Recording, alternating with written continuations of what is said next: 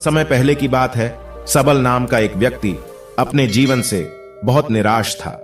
उसकी निराशा का कारण यह था कि वह अभी तक कुछ नहीं करता था।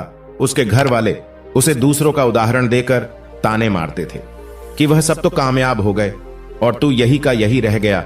जब भी वह कहीं बाहर जाता तो लोग उससे पूछते कि तुम क्या कर रहे हो, और उसे यह कहने में बहुत शर्म महसूस होती थी कि वह अभी कुछ नहीं कर रहा है, कुछ करने की कोशिश कर रहा है। धीरे धीरे उसने लोगों से मुंह छुपाना शुरू कर दिया। उसका दुख इतना बड़ा था कि उसको लगता था कि मैं धरती पर बोझ हूं और मेरे बस में कुछ भी करना नहीं है, मैं कुछ कर ही नहीं सकता हूं, तो मैं जी कर क्या करूंगा, मुझे मर जाना चाहिए। फिर एक दिन उसने नगर में गुरु को देखा जो दुख के ऊपर अपना प्रवचन दे रहे थे। गुरु ने कहा, दुख एक गुरु की तरह होता है जो आपको जीवन के बारे में समझाता है और बताता है कि यह आपको सही से जीने का तरीका देता है। आप चाहे तो दुख रूपी गुरु से जीवन जीना सीख सकते हैं या दुख में डूब कर रो सकते हैं। सबल भी यह बातें सुन रहा था। उसने गुरु से कहा, दुख कुछ सिखाकर नहीं जाता बल्कि पीड़ा देकर जाता है। दुख की पीड़ा अनंत होती है। ऐसा लगता है कि इसके बाद कुछ नहीं मिलने वाला, कुछ नहीं होने वाला। मृत्यु भी उसके सामने कम लगती है। गुरु ने कहा, क्या दुख है तुम्हें? सबल ने अपनी सारी परेशानी गुरु को बताई और कहा, क्या मेरे दुख का आपके पास कोई समाधान है? गुरु मुस्कुराए और गुरु ने कहा, जब तुम्हारे जीवन में असली दुख आए तब मेरे पास आना, मैं उसका समाधान अवश्य करूंगा। यह कहकर गुरु वहां से चले गए। सबल ने सोचा, क्या मेरा दुख असली नहीं है? क्या यह दुख नहीं है जो मैं झेल रहा हूं? कोई भी मेरे दिल का दर्द नहीं समझता, घर वाले नहीं समझते, तो गुरु क्या समझेंगे? अपने दुखों से परेशान होकर सबल ने एक निर्णय लिया कि वह कुछ करके दिखाएगा। उसने एक छोटा सा व्यापार आरंभ किया। उसे व्यापार में सफलता नहीं मिल रही थी, पर उसके घर वाले बहुत खुश थे कि वह कुछ तो प्रयास कर रहा है। धीरे धीरे उसे सफलता मिलने लगी और फिर उसने रफ्तार पकड़ ली। वह 2 वर्ष के भीतर ही एक बड़ा व्यापारी बन गया। अब सबल के आसपास काफी लोग थे जो उसे पसंद करते थे, जो उसकी चिंता करते थे, जो उसके कार्यों की सराहना करते थे, प्रशंसा करते थे। उसके माता पिता भी अपने बेटे की प्रशंसा करते थकते नहीं थे। उसके मित्रों की संख्या दिन ब दिन बढ़ती जा रही थी। वह बहुत खुश था। एक बार पड़ोस के कुछ मित्रों ने उसे समझाया कि जब वह बड़ा व्यापारी बनकर इतना सुखी रह सकता है तो सोचो, अगर तुम इस नगर के सबसे बड़े व्यापारी हो जाओ तो कितना सुख होगा। तुम्हारे पास कितने लोग तुमसे जुड़ेंगे, कितना यश तुम्हारा फैल जाएगा। स्वयं राजा भी तुम्हारी तारीफ करेंगे और जरूरत पड़ने पर तुमसे ही धन उधार लेंगे। यह बात सबल के मन में बैठ गई और अब वह अधिक प्रयास करने लगा। लेकिन यह सब कुछ उसे बहुत जल्दी चाहिए था। ज्यादा समय इसमें वह बर्बाद नहीं करना चाहता था। इसलिए उसने ऐसे कार्य किए जो उचित नहीं थे। उसने बहुत बड़ी मात्रा में धन उधार लिया। ज्यादा मुनाफा कमाने के चक्कर में अपने माल की गुणवत्ता खराब कर दी। उसके मित्र उसे जैसा समझाते गए वह वैसा करता गया। अब उसके जीवन का सुकून कहीं और चला गया था। उसे रात को नींद नहीं आती थी। सुख साधन की सारी वस्तुएं होने के बाद भी उसे किसी में सुख नहीं मिल रहा था। एक दिन सबल अपने रथ में बैठकर एक मार्ग से जा रहा था। रास्ते में उसने गुरु का आश्रम देखा। वह गुरु के पास पहुंचा और कहा, गुरुदेव, आपने कहा था कि जब जीवन में असली दुख आए तो मेरे पास आना। मेरे जीवन में बहुत दुख है, मैं रात को सो नहीं पाता हूं। सबल ने गुरु को अपनी सारी बात बताई। गुरु ने कहा, जब तुम पहली बार मिले थे तब भी तुम किसी दुख में थे। उस दुख से तुमने क्या सीखा? सबल ने कहा, मैंने सीखा कि केवल सोचने मात्र से कुछ नहीं होता है। अपनी सोच को साकार करने के लिए कर्म करना पड़ता है और केवल कर्म करने से कुछ नहीं होता। कर्म को अंतिम पड़ाव तक ले जाना आवश्यक होता है। चाहे रास्ते में कितनी भी बाधाएं आए, कर्म करना चाहिए। लोग केवल सफल व्यक्ति को ही महत्व देते हैं। बाकी सब चाहे कितना भी अच्छा क्यों ना हो, इस दुनिया के लिए वह बोझ ही कहलाता है। गुरु मुस्कुराए और गुरु ने कहा, जब तुम्हारे जीवन में असली दुख आए तब मेरे पास आना, मैं उसका समाधान अवश्य करूंगा। सबल ने गुरु को एक घड़ा भेंट किया जो सोने के सिक्कों से भरा था। घड़े को देखकर गुरु ने कहा, इस घड़े को वहां उस पेड़ के नीचे गड्ढा खोदकर दबा दो। यह मेरे किसी काम का नहीं। सबल ने ऐसा ही किया और वहां से चला गया। धीरे धीरे सबल को व्यापार में घाटा होने लगा और एक समय ऐसा आया जब उसके ऊपर बहुत कर्जा हो गया, पर वह निश्चिंत था। क्योंकि कर्जा उसके मित्रों द्वारा ही उसे दिया गया था। वह सोचता था कि उसके मित्र उसके बुरे समय में उसका साथ देंगे, पर ऐसा कुछ नहीं हुआ। सबसे पहले मित्रों ने ही अपना उदार धन उससे मांगना शुरू किया। उसके शुभ चिंतक चाहने वाले सब उससे दूर हो गए। उसके पिता भी उसे उसकी गलतियों को गिनवाने लगे। उसकी सारी संपत्ति नीलाम हो गई। उसके पास कुछ नहीं बचा। उसने अपने पिता से सहायता मांगी। पिता ने कहा, मेरे पास यह थोड़ी सी ही संपत्ति है, अगर मैं तुम्हें यह दे दूं तो मैं तुम्हारी मां को कहां रखूंगा। हमारा आखिरी सहारा यही संपत्ति है। उसके जीवन में बहुत गहरा दुख था। उसके आसपास कोई भी ऐसा नहीं था जो उसे संभाल सके, लोगों से मिले। इस धोखे की वजह से वह टूट गया था। लगता था कि जीने का कोई मतलब नहीं है, मृत्यु ही एकमात्र सहारा है। वह मरने के लिए एक नदी की तरफ जा रहा था।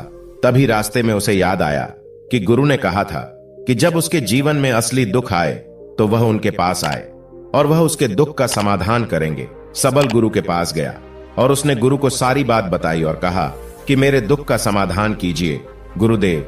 गुरु ने कहा, जब तुम्हारे जीवन में असली दुख आए तब मेरे पास आना, मैं उसका समाधान अवश्य करूंगा। सबल ने कहा, असली दुख क्या होता है गुरुदेव? क्या अब जो मेरे जीवन में घट रहा है वह दुख नहीं है? गुरु ने कहा, पहले यह बताओ कि तुमने अपने इस दुख से क्या सीखा है? सबल ने कहा, जो लोग हमारी तरक्की के साथ हमारे साथ साथ आए हैं वह हमें धोखा देंगे, क्योंकि हमारे बुरे समय में वह हमारे साथ नहीं रहेंगे बल्कि उसका फायदा उठाएंगे। भरोसा केवल उन्हीं लोगों पर करना चाहिए जो हमारे बुरे समय में हमारे साथ खड़े रहे हो, और ऐसे लोग बहुत कम ही देखने को मिलते हैं। जिन्हें मिलते हैं उन्हें हमेशा उनकी कद्र करनी चाहिए। कभी किसी के खिलाफ षड्यंत्र नहीं करना चाहिए। ईमानदारी और धैर्य के साथ काम करना चाहिए, लालच नहीं करनी चाहिए। फिर गुरु ने पेड़ के नीचे गड्ढा खोदकर घड़ा निकाला जिसमें सोने के सिक्के भरे थे, और वह घड़ा सबल को दे दिया और कहा, जब असली दुख हो तभी आना। सबल ने गुरु को प्रणाम किया, धन्यवाद दिया और वह घड़ा लेकर चला गया। उस धन से उसने दोबारा व्यापार शुरू किया और अब वह छोटा सा व्यापारी बनकर भी खुश था और ईमानदारी से काम करते करते वह एक बड़ा व्यापारी भी बन गया। हालांकि इसमें उसे अब कुछ समय लगा, लेकिन अब वह खुश था। उसका जीवन खुशियों से भरा था। लेकिन आप कितने ही अच्छे हैं, कितना ही अच्छा काम करते हो, दान करते हो, पुण्य करते हो, लोगों की मदद करते हो, जीवन में दुख सबके आता है। उसी प्रकार सबल के जीवन में भी दुख आया। उसके माता पिता की मृत्यु हो गई। वह दोनों एक ही दिन मृत्यु को प्राप्त हो गए। सबल अपने माता पिता से बहुत प्रेम करता था, इसलिए उसे बहुत गहरा आघात लगा। वह उन्हें शमशान ले गया। वहां पर उनकी अंतिम क्रिया की गई। सबल ने उन्हें चिता में जलते हुए देखा।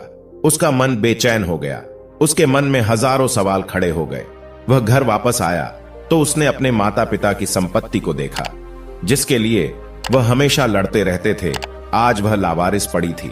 उसकी देखरेख करने वाले, उसके लिए लड़ने वाले चले गए थे। उसके पिता ने जो भी इकट्ठा किया था सब यही रखा था। एक दिन पहले तक भी वह अपनी संपत्ति के लिए किसी से भी लड़ने के लिए तैयार थे, पर आज नहीं है। उसका मन बहुत बेचैन हो रहा था। लग रहा था जैसे कुछ खाली है, कुछ अकेलापन है, कुछ डर है, कुछ तो है जो समझ नहीं आ रहा। इसलिए वह गुरु के पास पहुंचा। गुरु ने सबल को देखते ही कहा, क्या कोई दुख है? सबल ने कहा, जीवन में वैसे तो कोई दुख नहीं है गुरुदेव, सब ठीक है, सब सुख है, पर आज मेरे माता पिता की मृत्यु हो गई और मेरा मन बहुत दुखी है। गुरु ने कहा, इसमें दुखी होने वाली क्या बात है?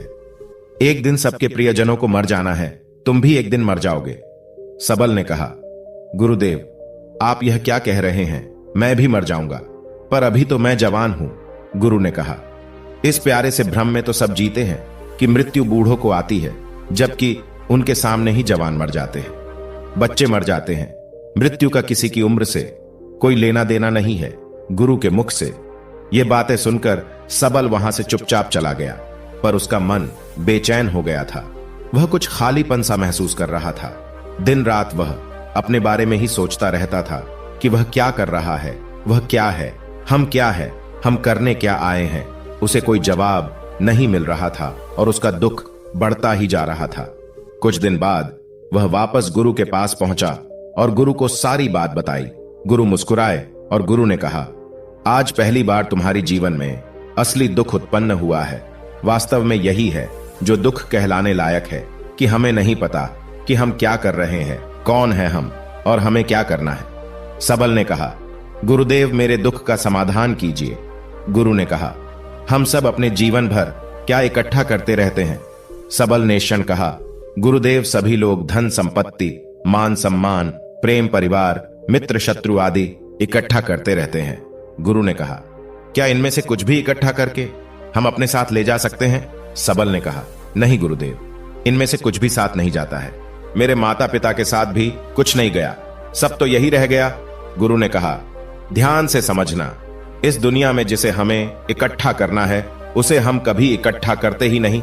सभी चीजों को देखते हैं लेकिन उसे देखते ही नहीं जिसे हमें इकट्ठा करना है, और वह है हम खुद। हमें इस दुनिया में अपने आप को इकट्ठा करना है ताकि जब हमारी मृत्यु हो तब हम एक हो सके और अपने आप को पहचान सके। हम बटे हुए हैं प्रेम में, नफरत में, क्रोध में, धन संपत्ति में, धर्म, जाति में, दूसरों को लूटने में और अपने आप को लुटाने में, और ऐसी ही हजारों लाखों छाव में, वासनाओं में हम बटे पड़े हैं। हम टुकड़ों में जीवन जी रहे हैं। हमारी चेतना कभी एक नहीं हो पाती। हमारी ऊर्जा शक्ति बिखर गई है, इसलिए हमारे पास इतना भी समय नहीं है या इतनी भी शक्ति नहीं है कि हम मुड़कर अपनी और देख सकें। वास्तव में लोग जिंदगी भर जिन्हें दुख दुख कहकर चिल्लाते रहते हैं और उनका समाधान खोजते रहते हैं, हमें उनका समाधान कभी मिलेगा ही नहीं, क्योंकि जिन्हें वह दुख कहते हैं वह दुख है ही नहीं। इसलिए यहाँ किसी को कभी उनके दुख का समाधान नहीं मिलता। वह बस एक परिस्थिति से छूटकर दूसरी परिस्थिति में फंस जाते हैं। हमेशा एक ही समाधान नजर आता है और वह है मृत्यु, पर वह भी कोई समाधान नहीं है। इसलिए इन सब का अगर परम समाधान चाहिए तो अपने आप को इकट्ठा करो, अपनी ऊर्जा को इस संसार से वापस खींचो, उसे एकत्रित करो, अपने ऊपर ध्यान दो, अपने पर ध्यान लगाओ। मृत्यु से पहले अपने आप को पहचान लो, ऐसे ही बिखरे हुए मत चले जाना। सबल ने कहा, तो क्या गुरुदेव, हमें यह संसार छोड़ देना चाहिए, अपनी इच्छाओं को मार देना चाहिए, धन संपत्ति इकट्ठा नहीं करनी चाहिए? क्या हमें यहाँ किसी से प्रेम भी नहीं करना चाहिए? तब गुरु ने कहा, तुमसे इच्छाएं, कामनाएं और वासना ऐसी ही निकलती है जैसे पहाड़ से कोई पत्थर गिर रहा हो, जिस पर पहाड़ का कोई नियंत्रण नहीं है सिवाय देखने और परेशान होने के। ठीक उसी प्रकार इच्छाएं भी तुम्हारी इच्छा से निकलती है। सबल ने कहा, गुरुदेव आपने मेरे सच्चे दुख का निवारण कर दिया है, आपका बहुत बहुत धन्यवाद। अब मैं अपने आप को एकत्रित करूंगा। मानव शरीर में बहुत ऊर्जा है, बहुत शक्ति है, पर यह बेकार की चीजों में बटकर रह गई है, व्यर्थ की चीजों में लगी रहती है।